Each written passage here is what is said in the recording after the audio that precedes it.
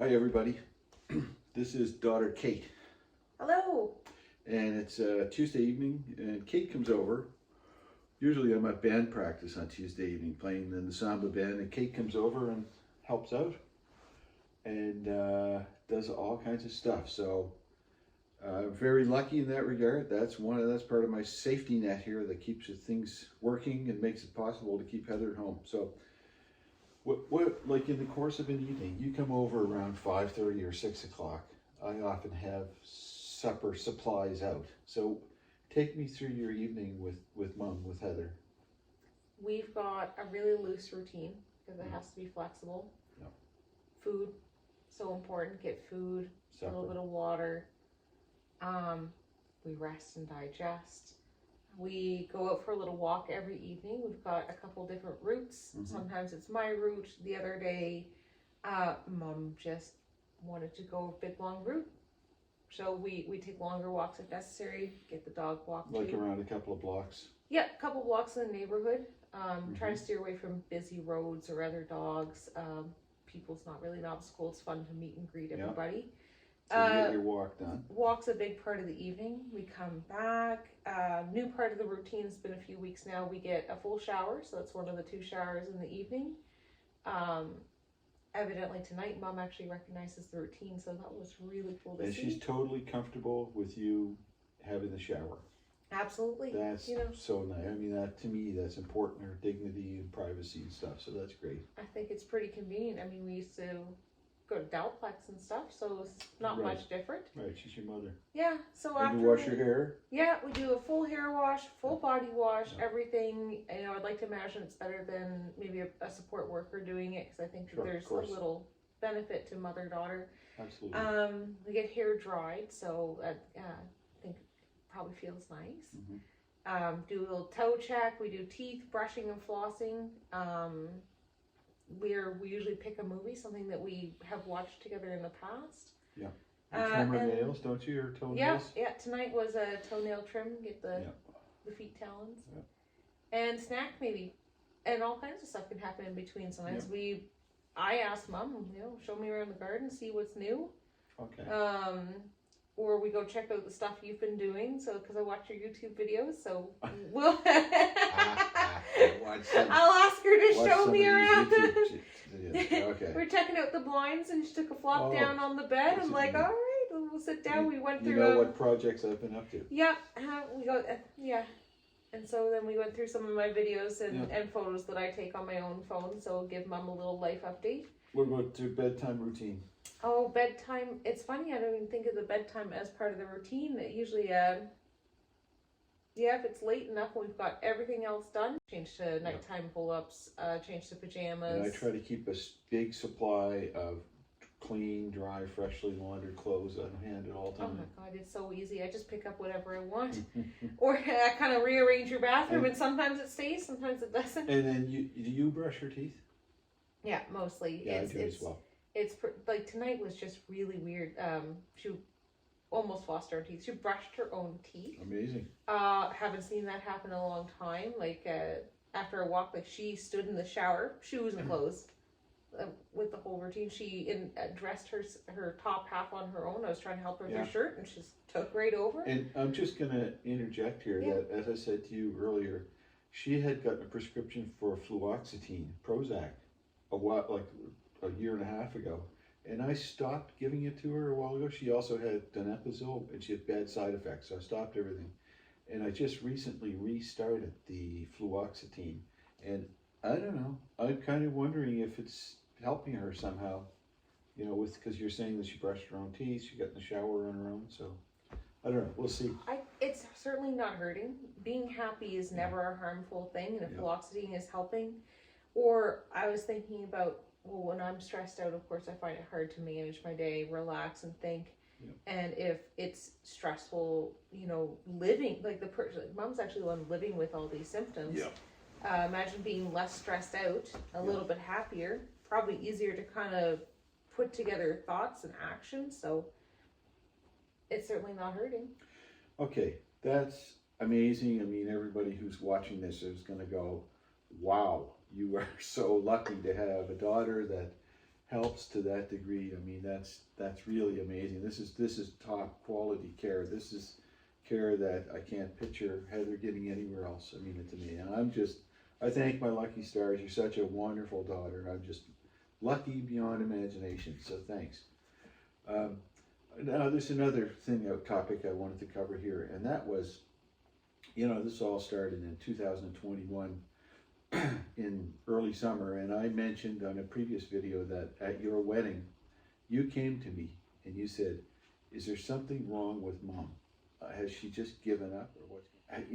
Ever since then to today, there's been a passage of time, and you're losing your mom. We don't know how long it'll be, but you're losing your mom. She's 63. You're 34. No, Yes. No. 34. Yeah. I could have come up with anything. I want, how are you coping? How do you deal with it all? I think in general, I'm coping well. Yeah. That doesn't mean I'm not sad. I'm not grieving. Just as it sounds like this just sounds like, I guess to me, no, I'm getting all confused with what I want to say next. This is just life to me. Life is, you really can't pen down what life is supposed to be. It can be anything. So I've always lived my life trying to be flexible, and this is no exception.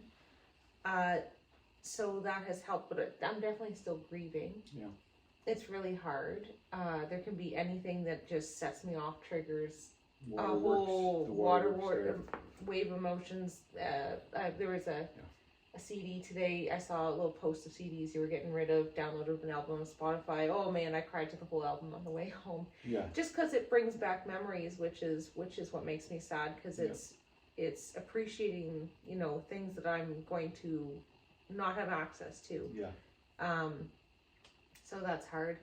My husband's a big support tool, so he checks in on me, Good man. loves to hear how Tuesdays are going, get updates. Like, we both come and visit, but this is like my time with my mom, and then with you as well. Yeah. But Craig has asked,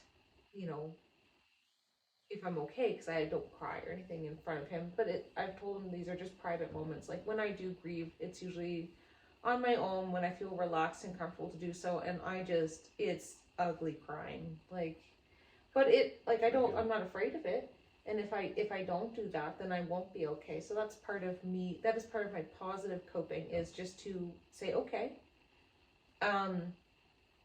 Motto I've come up with is, you can't go back in time.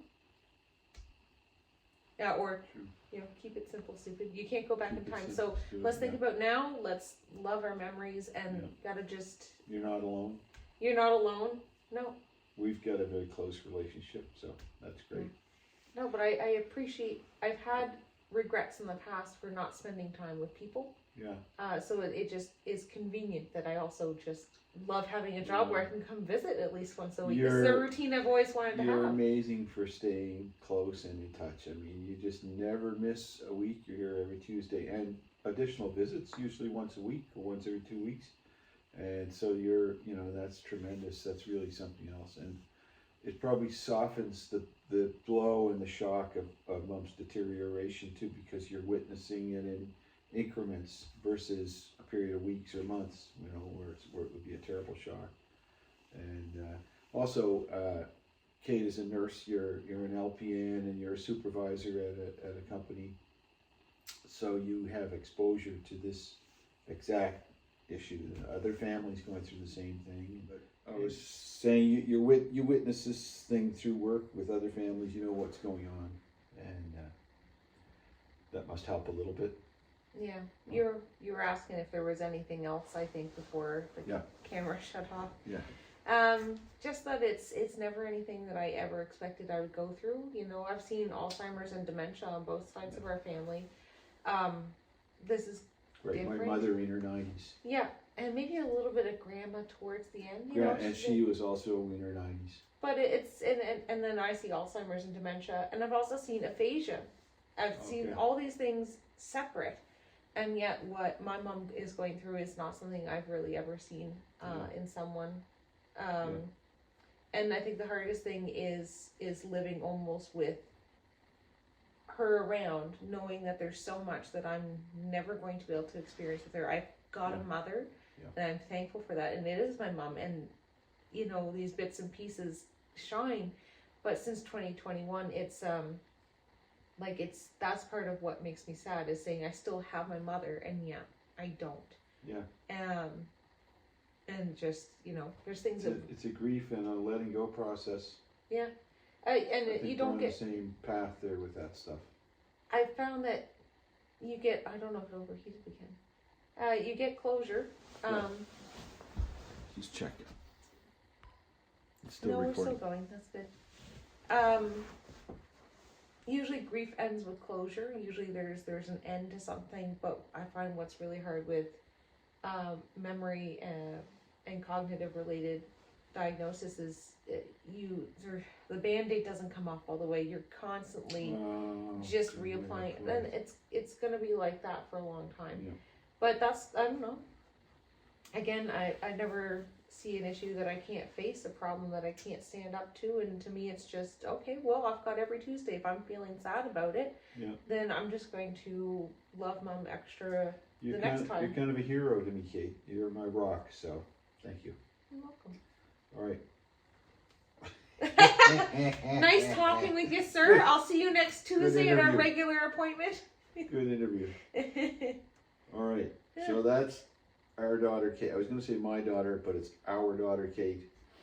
And you can see how lucky we are with all this stuff. And this is part of the support network. This is the rocks that keeps this possible, makes it possible to keep Heather home. So that's our story tonight. Remember, folks, you're not alone. Stay strong, you're not alone. And we'll give you a fist bump as I turn off the camera. Fist bump.